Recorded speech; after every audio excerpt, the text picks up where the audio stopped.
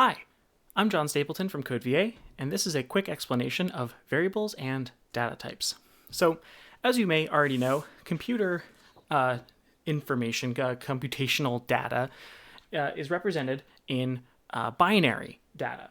Binary data is voltages stored on transistors on a circuit board, but you can think of that data as binary information. Ones and zeros that are used to represent all sorts of things, numbers, text, etc. Right?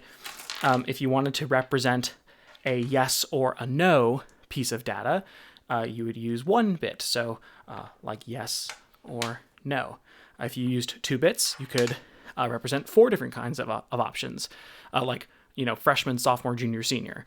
Maybe that's freshman, that's sophomore, that's junior, and that's senior, right? So all of the data in a computer is made up of binary. And the way that we can have the computer access that information to either read it or modify the information that it's storing in memory, modify that binary information, is by using variables.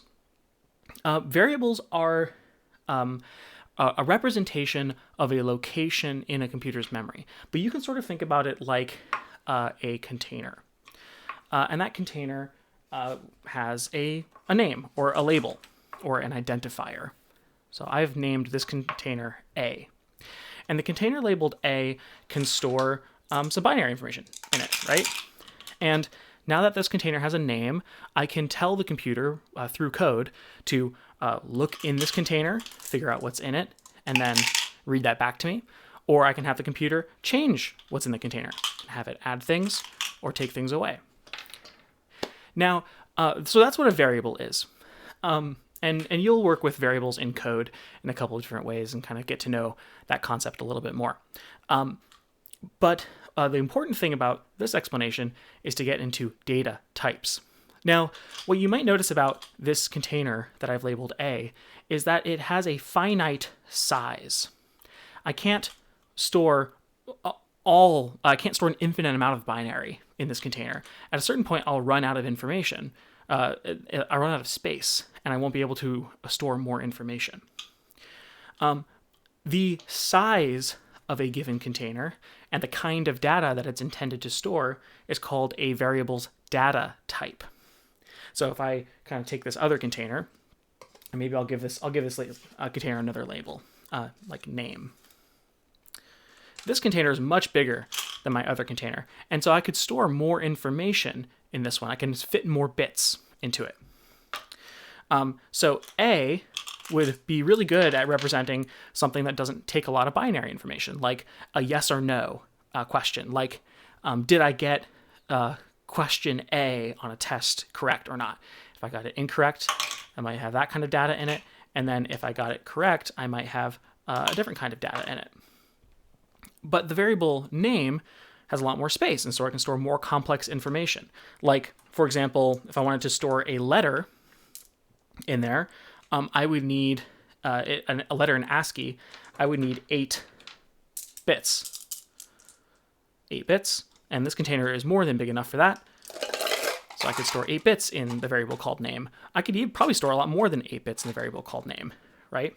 So the idea that I want you to come away with here is that in computing, you can have variables that represent different kinds of information.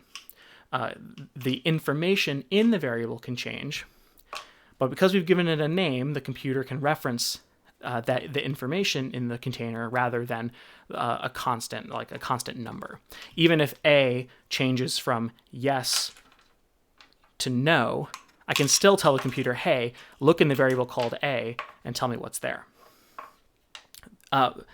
But our variables have a limited size, and so we need to tell the computer how big each variable should be to contain the data that it's supposed to represent.